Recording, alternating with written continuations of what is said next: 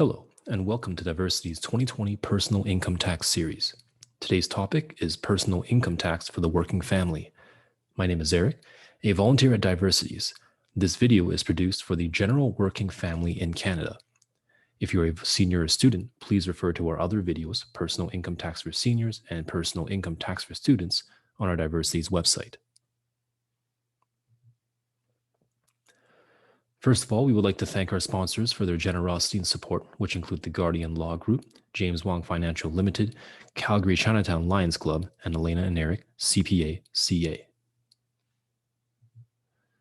Diversities is a renewed expression of our long-term vision, a welcoming home for immigrants where Calgarians of all ethnic origins are meaningfully engaged in the community.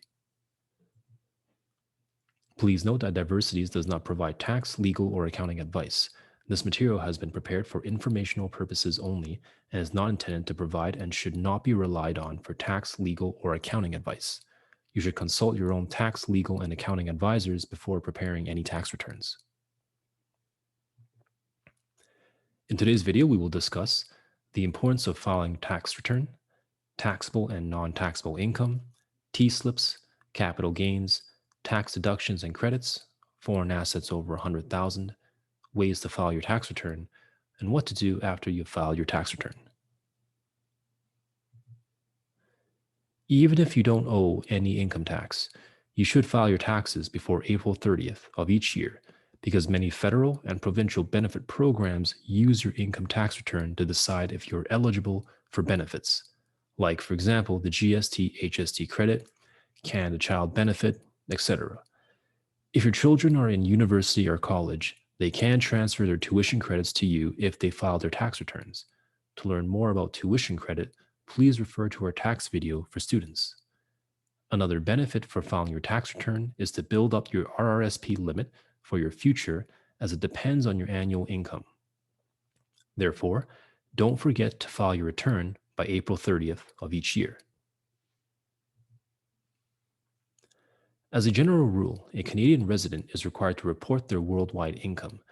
So no matter where your income is earned, you are required to report it on your Canadian tax returns.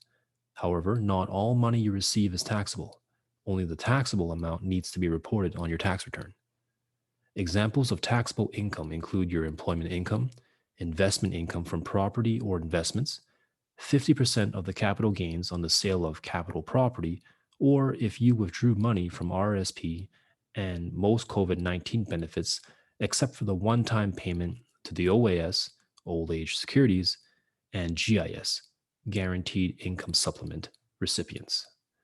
Non-taxable income, which means income you do not need to include on your Canadian tax returns, are GST/HST credits you received, most amounts received from a life insurance except those insurance premiums paid for by your employer, most amounts received from TFSA, lottery winnings, and gifts and inheritances. Let's look at each item in more detail.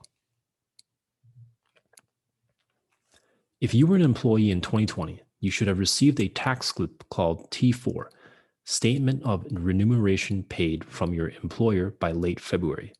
Each employer is required to issue you a T4 slip, so if you had more than one employer in 2020, you should have had more than one T4 slip. T4 slips list out the income you earned from your employer, the income tax the employer withheld from your pay and submitted to the CRA on your behalf, Cpp Ei Contributions, among others. Employees are usually not eligible to deduct their home office expenses. However, due to COVID, many have worked continuously from home. The CRA has introduced a new temporary flat rate method for employees to claim home office expenses, which we will talk about more in the tax credits and deductions section. You may have received payments related to COVID-19. If so, you will receive a T4A statement of pensions, retirement, annuity, and other income. Most of the COVID-19 payments, except for the one-time payment paid to OAS and GIS recipients, are taxable, and you will include them in your tax return. Another important note on COVID payments is that there was no tax withheld on most of the COVID payments except for the Canada Recovery Benefit, CRB, and the Canada Recovery Sickness Benefit, CRSB. What it means is that you may need to pay tax on those payments received during the year when you were filing your tax returns. Here is a list of COVID-19 related benefits for individuals which you may have received. Please note that some of them are taxable, some you may already have paid tax on, while others can be non-taxable. If you had investment income or interest income on your bank accounts, you would have received a T5 from your financial institution. Please note that the amount included in here may not be in Canadian dollars. Box 27 shows you the currency of the income you received. And you may receive more than one T5 slip if you have investments in more than one financial institution.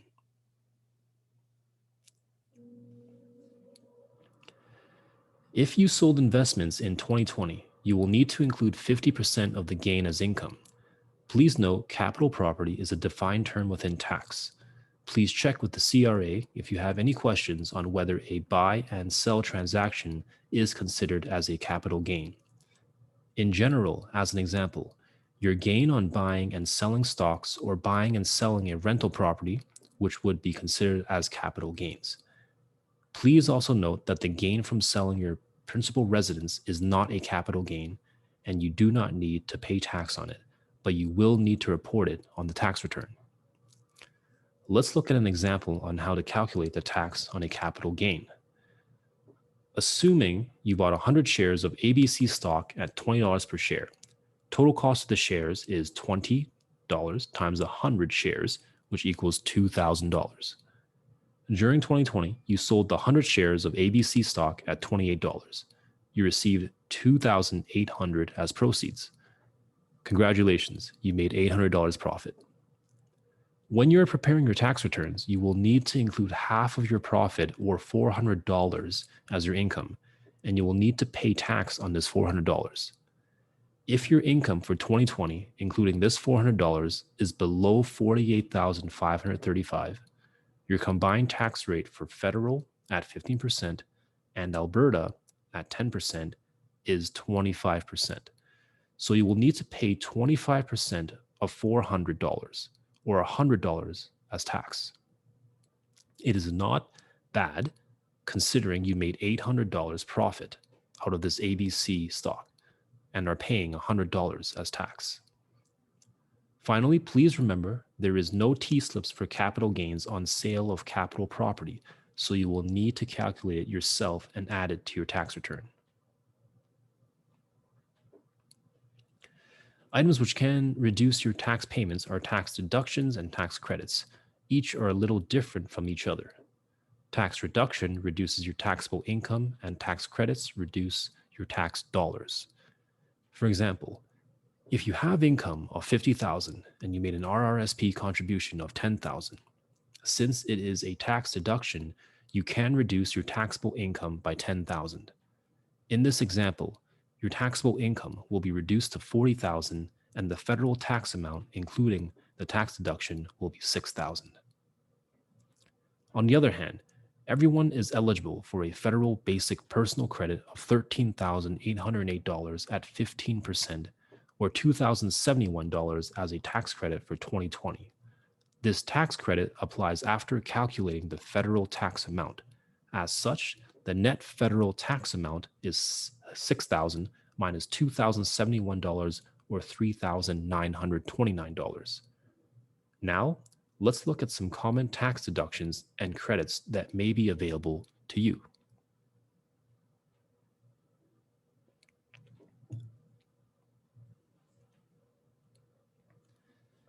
Some of the tax deductions are already included in your T-slips. For example, the pension adjustments, union dues, and CPP contributions, they are included in your T4 slips, and you may have a separate slip for your RRSP contribution. There are other tax deductions that are available to you but may not come with an official slip, so don't forget to include them in your tax returns. For example, the child care expenses you paid for someone to take care of your child while you were at work or school, professional dues you paid, or if you elected split pension amount, you can deduct the amount as a tax deduction. For more information on split pension amount, please check our tax video for seniors. You can also deduct spousal support payments if it was under a court order or written agreement. Lastly, there are home office expenses, which we will discuss on the next slide.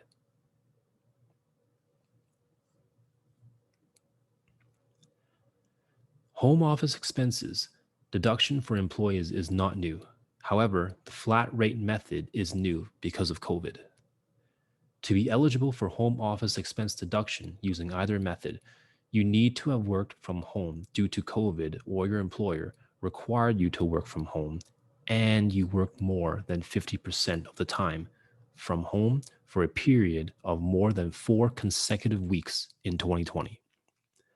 At a high level, the differences between the two methods are number one, how you calculate the deduction amount, and number two, what you need from your employer.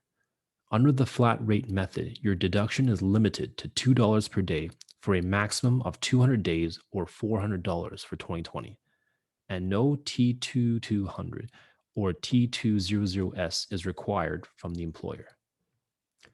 Under the detailed method, your employer will need to provide you a T2200 or T2200S, a simplified version of T2200 for COVID.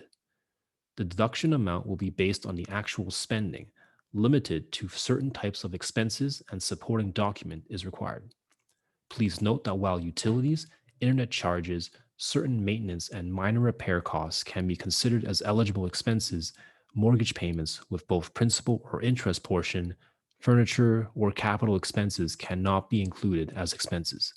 For more information, please go to the CRA website to learn more about each method in order to determine which method is most beneficial to you.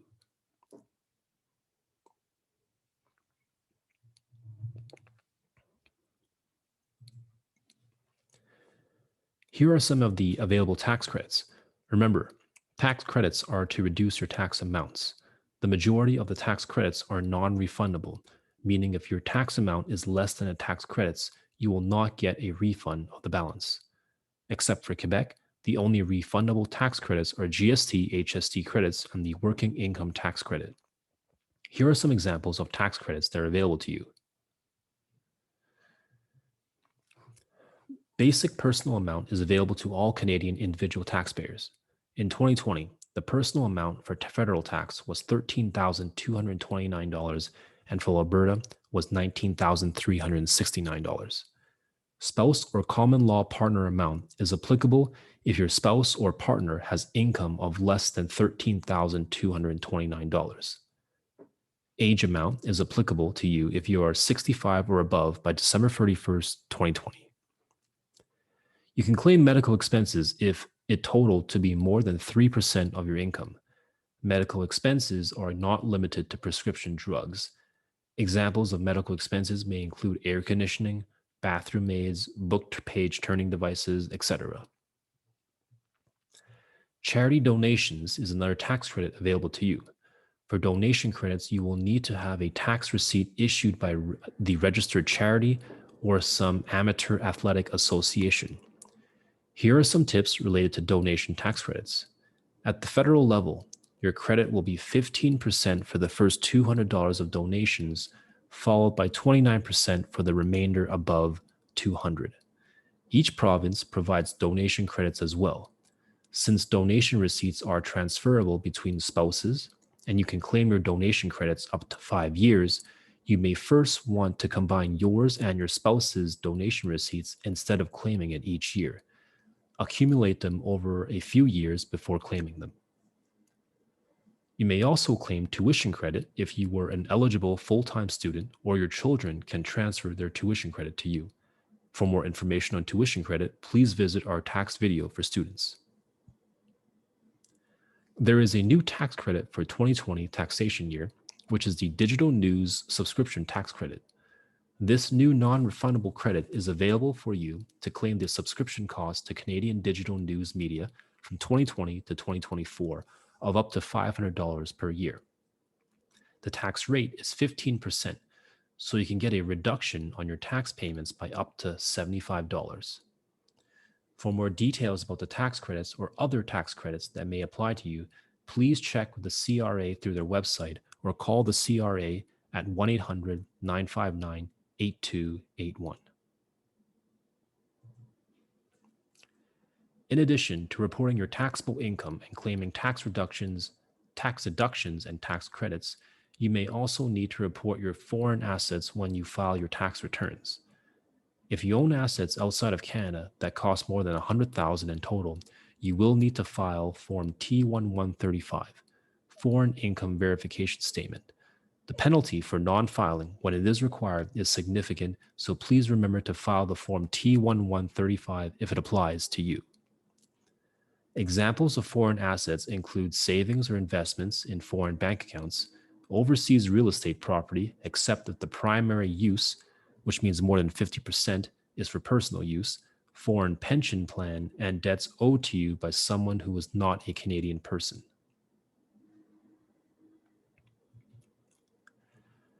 There are different ways to complete your tax returns. You can hire someone to file it for you. For example, you can pay H&R Block or an accountant to prepare your tax return. Or if you're a low-income taxpayer, you can use the free tax clinic in your community. This year, Diversities is partnering with CPA Alberta to file tax returns for low-income individuals and families for free starting March 1st. Please contact Diversities for more details and eligibility.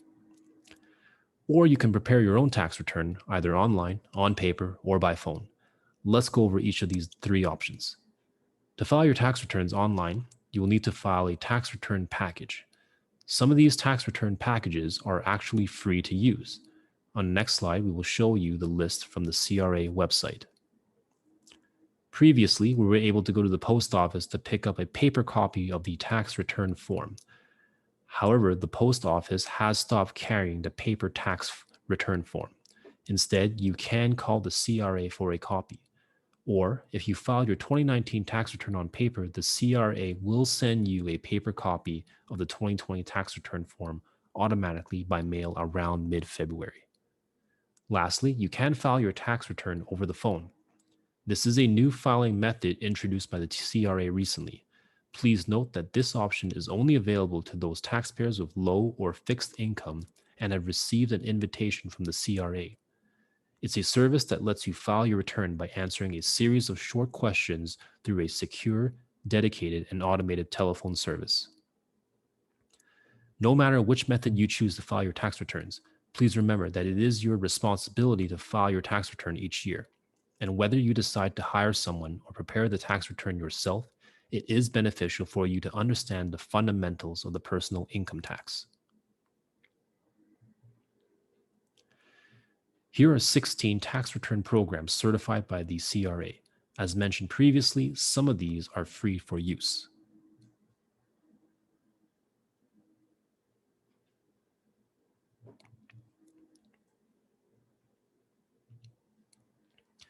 Before we end our video today, we would like to remind you that Canadian tax law requires you to keep all tax documents for at least 6 years. So in 2021, in addition to your 2020 tax returns, you should also have a record of your tax returns from 2015. However, it is often encouraged that you keep your tax records for longer. Another thing I would like to suggest is for you to register with My Account with the CRA. My Account allows you to check your tax return filing status, download your tax slips, set up direct deposits for refunds and refundable tax credits like GST, HST credits, and Canada Child credits, and view your RRSP and TFSA contribution limits. Please follow the link here to set up your My Account. Thank you for watching, and we hope this video helped you give a better understanding on preparing your tax returns. Don't forget to check out the other tax videos for students and seniors on our website. Please send your comments and questions to info@diversities.org. Thank you.